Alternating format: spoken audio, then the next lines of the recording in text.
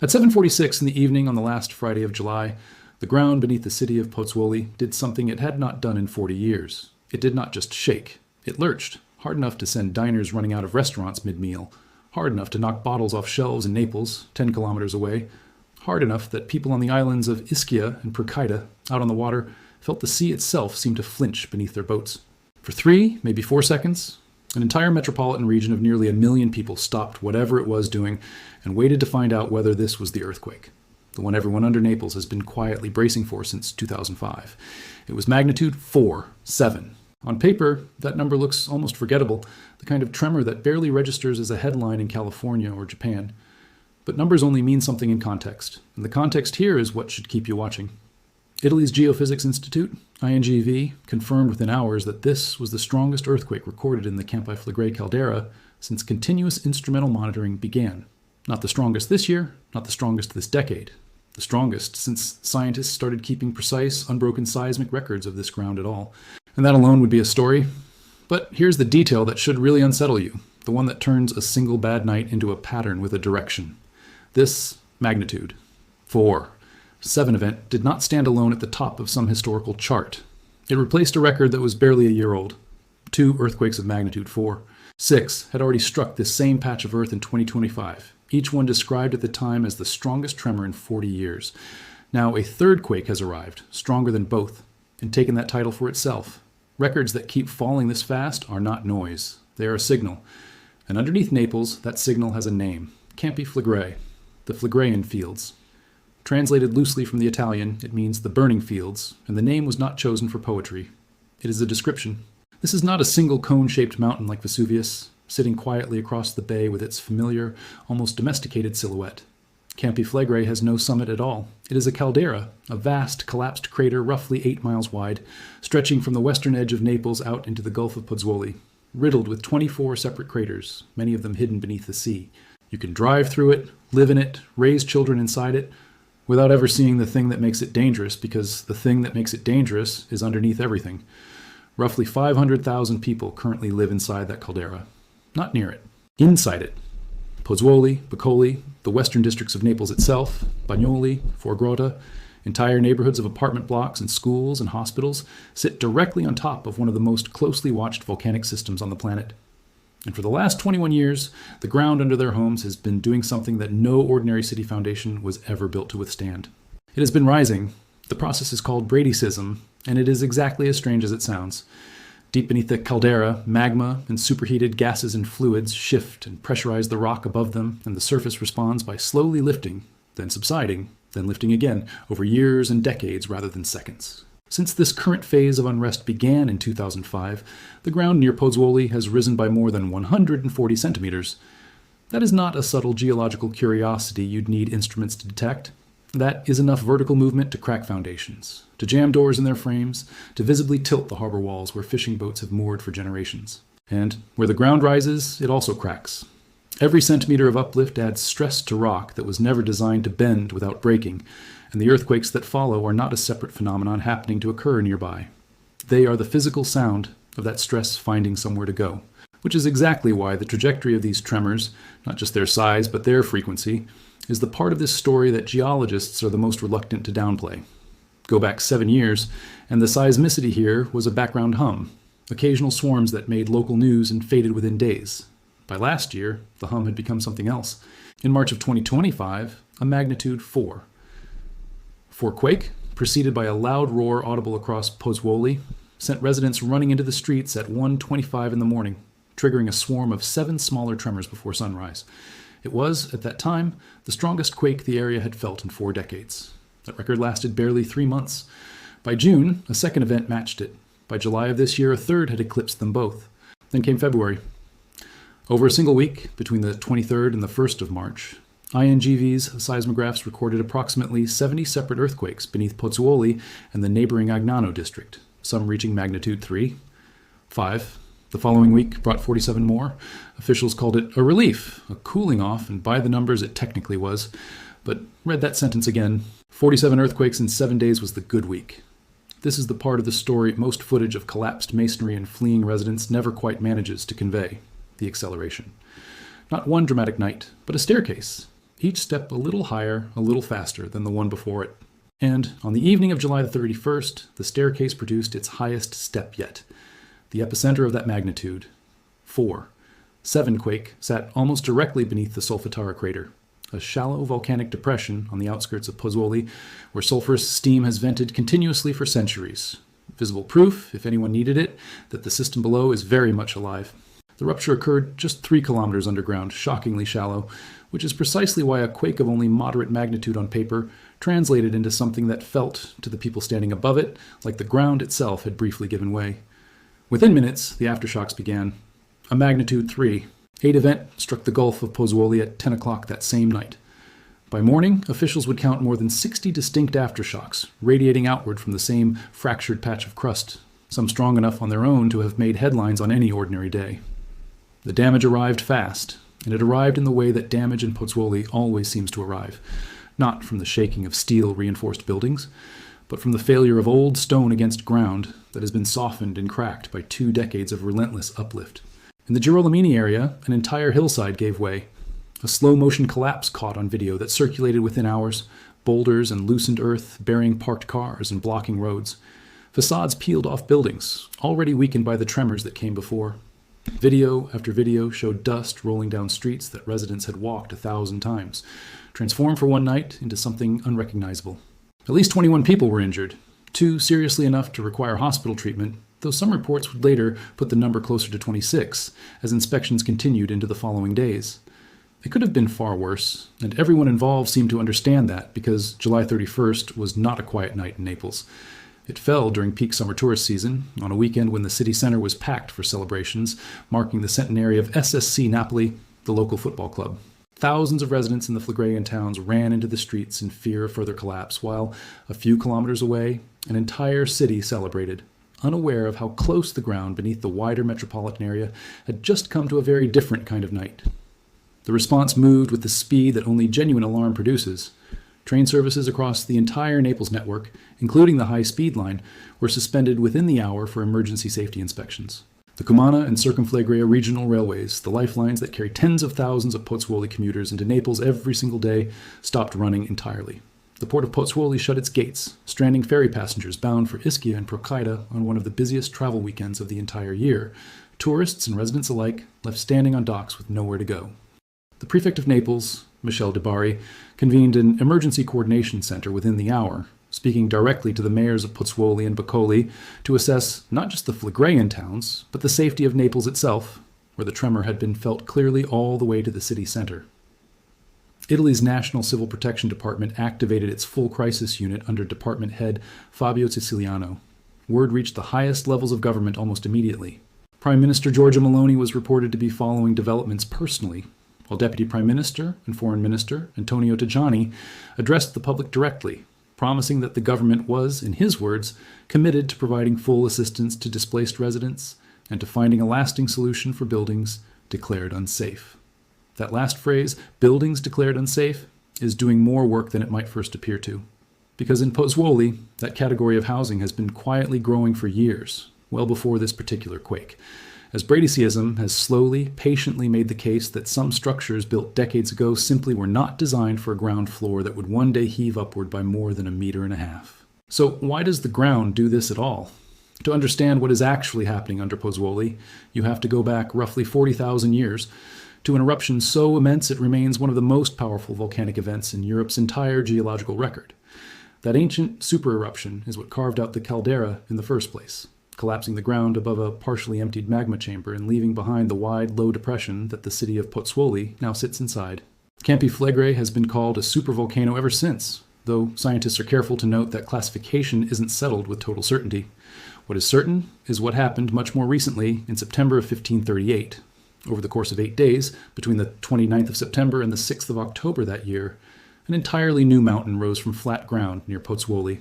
Monte Nuovo, they named it, the new mountain, and it remains the first and only new land ever formed on mainland Italy within recorded history. Roughly 24 people died in the eruption that built it. Precursory ground uplift, rising slowly over the preceding decades, had been visible to anyone who cared to notice, but no one at the time understood what it meant. The mountain still stands today, a quiet, wooded hill overlooking the coast, a monument that most visitors to the Naples volcanic region walk past without realizing what it actually represents.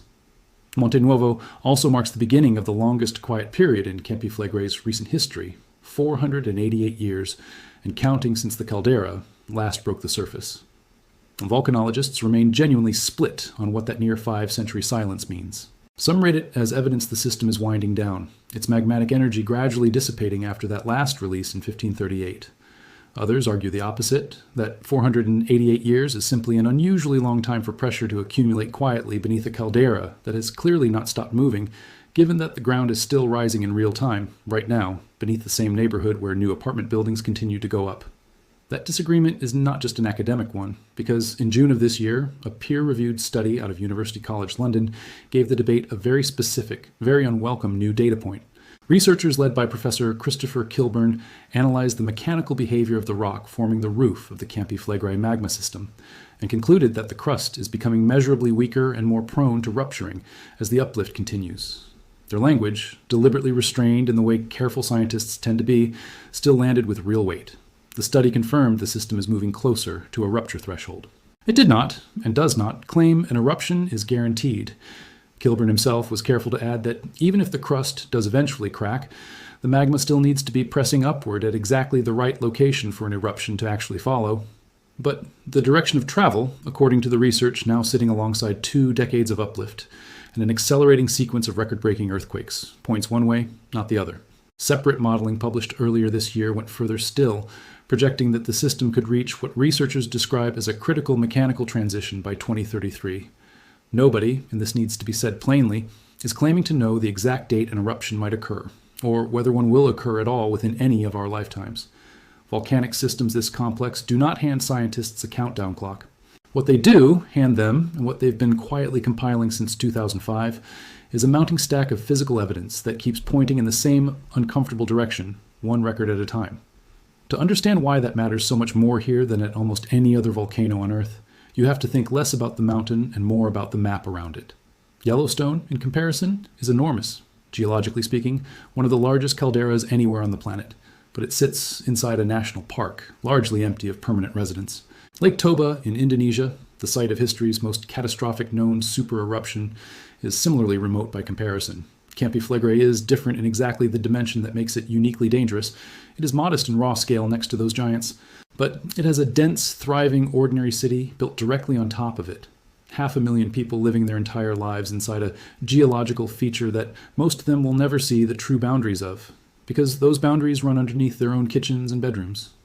Just across the bay sits Vesuvius, the volcano most people picture when they think of Italian eruptions, the one that buried Pompeii and Herculaneum in a single catastrophic day in 79 AD, and has remained the textbook image of volcanic destruction for 2,000 years. Vesuvius is widely considered dangerous in its own right, with roughly 3 million people living within 20 kilometers of a peak, still capable of the same kind of explosive Plinian eruption that entombed an entire Roman town.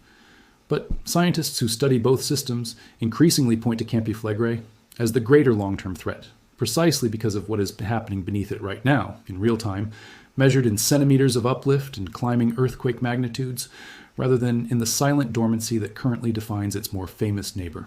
INGV maintains its position that the current unrest represents intensifying instability, not an imminent eruption, and that framing deserves real weight because these are the scientists with sensors in the ground tracking gas emissions, ground deformation, and seismic patterns hour by hour, and they have consistently avoided the kind of alarmist language that would be easy to reach for after a night like July 31st. But watched, in this case, does not mean predicted. Nobody, not INGV, not UCL, not any volcanologist willing to speak on the record, can currently tell you whether the ground beneath Pozzuoli is rising toward a release valve that simply keeps venting pressure harmlessly through earthquakes and steam, the way it may have done for centuries between major eruptions, or whether it is rising toward something closer to what happened in 1538, compressed into a shorter and far more crowded timeline. For the residents actually living through this, the uncertainty is not an abstraction to be debated in a journal. It is a Tuesday. It is deciding whether to sleep with shoes by the bed. It is watching your neighbor's building get a red tag while your own, built the same year from the same materials, somehow passes inspection.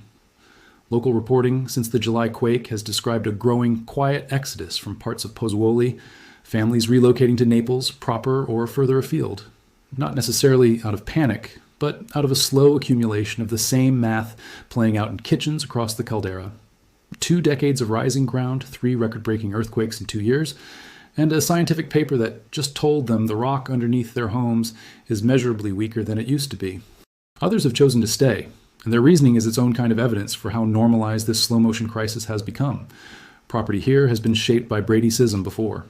The last major eruption crisis, a period of intense uplift and seismicity in the early 1980s, drove tens of thousands of people from their homes in Pozzuoli's historic center, many of whom never returned, even after the ground eventually subsided again. An entire generation grew up treating evacuation and resettlement as simply part of what it means to live in this particular corner of Italy. What makes the current phase different, according to the researchers now tracking it, is that this time the ground has not gone back down. It has kept rising year after year for 2 full decades, without the kind of extended pause that gave residents a break in the 1980s and 1990s. Civil protection authorities have not been passive observers of any of this. Evacuation routes through Pozzuoli's narrow historic streets have been redrawn and rehearsed. Building by building safety assessments, the same kind that produced the growing list of structures declared unfit for use after July's quake, have become a routine feature of life in the caldera rather than an emergency measure. Schools run drills. INGV's monitoring network has expanded with new seismic and GPS stations, feeding real-time deformation data that officials now track with the same urgency other cities reserve for hurricane paths. None of this guarantees that the next major event, whenever and whatever it turns out to be, unfolds smoothly. But it does mean that if Campi Flegrei is indeed approaching some kind of threshold, it will not be approaching it in front of an unprepared population, the way it did in 1538, when nobody understood what decades of slowly rising ground actually meant, until a mountain simply appeared. What nobody can currently answer is the question that actually matters most: whether the rising ground and the record-breaking earthquakes are the caldera's way of releasing pressure without ever reaching the surface, the pattern many volcanologists suspect has played out repeatedly across the centuries between Campi Flegrei's rare eruptions, or whether this particular sequence of record after record is the early, unmistakable signature of a system finally approaching the kind of rupture that built Monte Nuovo, or something considerably larger. The UCL research suggests the crust is getting weaker. The seismic record shows records falling faster than they used to. The uplift shows no sign of reversing. Every individual data point taken on its own can still be explained away as part of a pattern this caldera has repeated before without erupting. It is the accumulation of all of them together, arriving faster and closer together than at any point since continuous monitoring began, that has scientists choosing their words with unusual care. It helps to understand what a worst-case scenario at this particular caldera would actually look like. Not to sensationalize it, but because the scale is genuinely difficult to compare to almost anything else in Europe.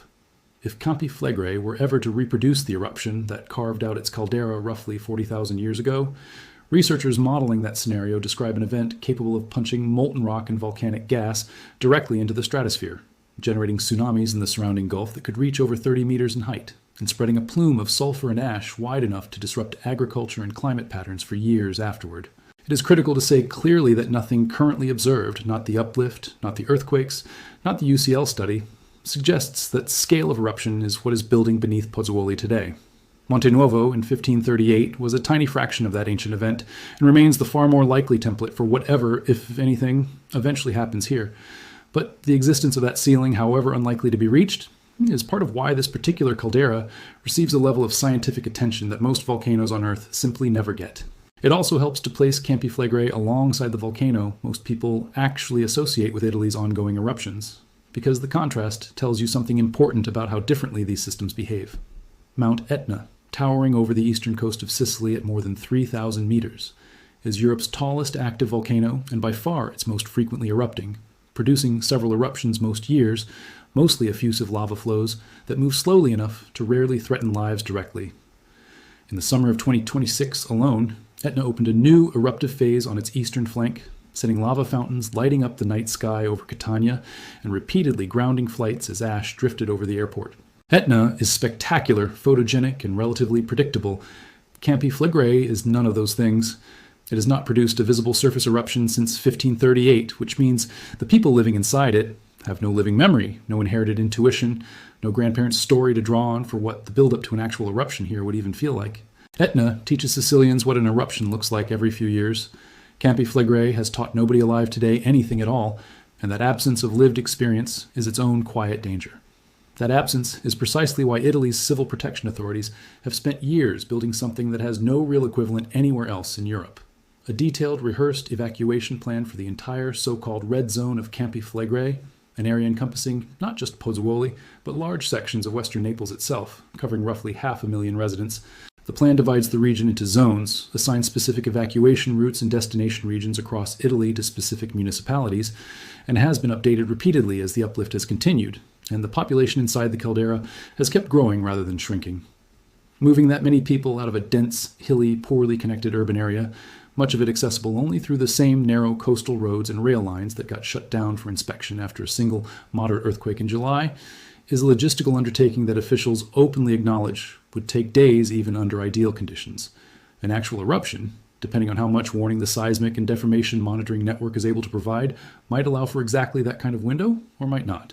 The monitoring network itself has grown enormously more sophisticated since the current unrest began in 2005, in ways that rarely make headlines but matter enormously to how much warning anyone would actually get. INGV's Osservatorio Vesuviano now tracks Campi Flegrei through a dense grid of seismometers, GPS stations measuring ground deformation to within millimeters, gas sensors sampling the Solfatara's steam vents for shifts in composition that might indicate fresh magma approaching the surface, and satellite radar capable of mapping uplift across the entire caldera in a single pass. This is, by most measures, one of the most heavily instrumented patches of ground on the planet, precisely because the population sitting on top of it leaves essentially no margin for being caught unprepared. And yet, even with all of that instrumentation, officials are candid that the fundamental question, whether the current unrest ends the way most bradyseismic episodes here have ended before, in slow subsidence and years of relative calm, or the way the one in 1538 did, remains outside what any of their sensors can currently answer with confidence. There is also a slower, less dramatic consequence unfolding underneath all of this that rarely makes it into the headlines about collapsed hillsides and suspended trains. The strain on an economy and a housing market that were never designed to absorb a 2-decade-long unresolved geological emergency. Property values, in parts of Pozzuoli, have been suppressed for years by the uncertainty, even as demand for housing across the broader Naples metropolitan area continues to climb. Insurance for buildings inside the red zone has become harder and more expensive to secure. Small businesses in the historic center, the same shopfronts and restaurants that draw tourists to the Solfatara crater and to the Roman ruins scattered throughout the caldera, have learned to build the occasional emergency closure, the occasional week of suspended rail service into how they plan an entire season. None of it appears in a seismograph reading. All of it is a direct, cumulative cost of living on top of ground that keeps rising and keeps breaking its own records. For now, the aftershocks beneath Pozzuoli have quieted, the way they always eventually do after a major event, settling back into the kind of background seismicity that barely makes local news. Train services have resumed. The port is reopened. Inspectors continue working through the list of damaged buildings, one street at a time. Life in the Phlegreian fields has, on the surface, returned to something resembling normal, because it always does, because 500,000 people cannot simply stop living their lives waiting for a geological event that may be decades away, or may never come at all in any of their lifetimes. But the ground beneath Pozzuoli has not stopped rising. It rose through the quiet years before 2025. It rose through the 2 record quakes that year. It rose through February's 70 earthquake week. And it was still rising on the evening of July 31st, when the record fell again, for the 3rd time in 2 years, on the same patch of restless earth that produced Monte Nuovo nearly 5 centuries ago and has been waiting patiently ever since. Whatever comes next, it will not arrive without warning signs, because at this point the warning signs are essentially all this caldera has been producing for 21 straight years. The question was never whether Campi Flegrei would keep talking. It has been talking the entire time, in centimeters of uplift, in earthquake swarms, in a steadily weakening crust documented in a peer-reviewed study, in one broken record after another. The question that remains genuinely uncomfortably open is whether anyone, with all of this instrumentation and all of this history, will actually be able to tell the difference between the next record and the last one, right up until the moment it stops being a record at all.